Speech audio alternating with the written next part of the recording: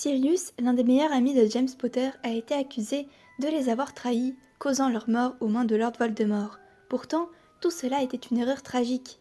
Il a été accusé d'avoir vendu les Potter à Voldemort, ce qui l'a conduit à être emprisonné à Azkaban. Mais la vérité, c'est qu'il était innocent.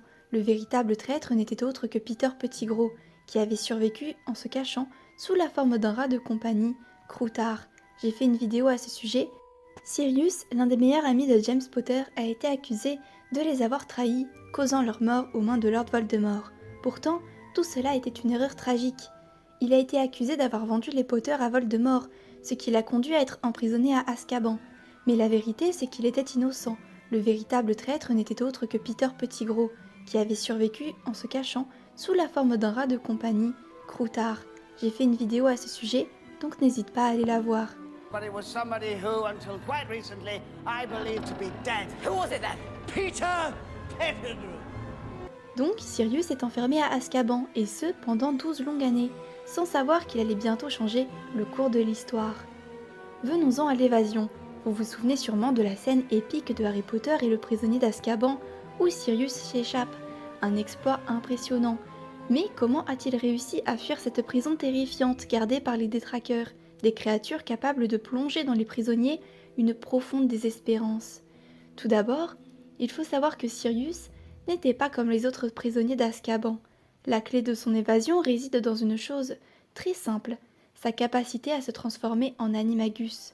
Sirius, comme James Potter avant lui, avait appris à se transformer en animagus, une compétence rare que seuls les sorciers les plus talentueux maîtrisent.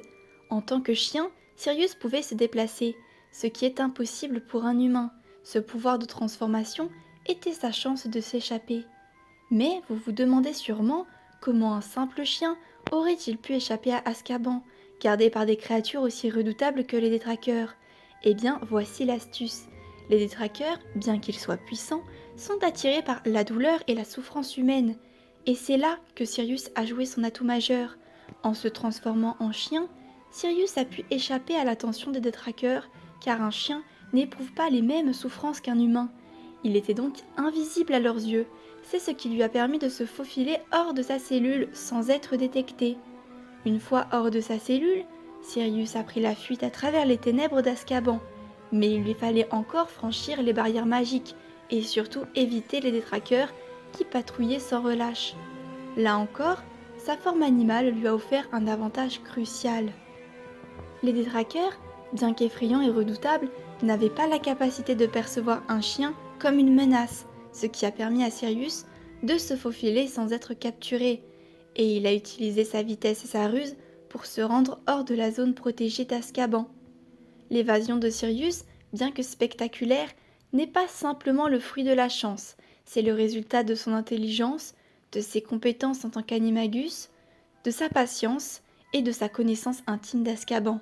Il a joué sur ses faiblesses, il a joué sur les faiblesses de la prison et sur sa capacité à se transformer en simple chien pour échapper à l'horreur des détraqueurs.